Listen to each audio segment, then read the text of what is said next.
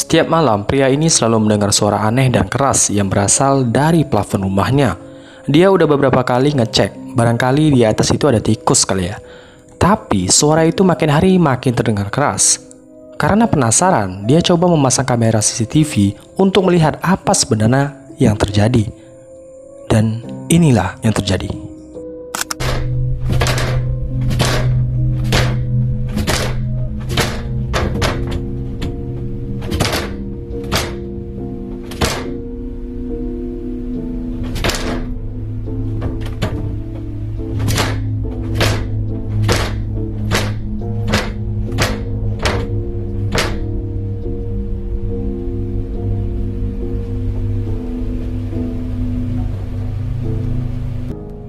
Gimana menurut kalian?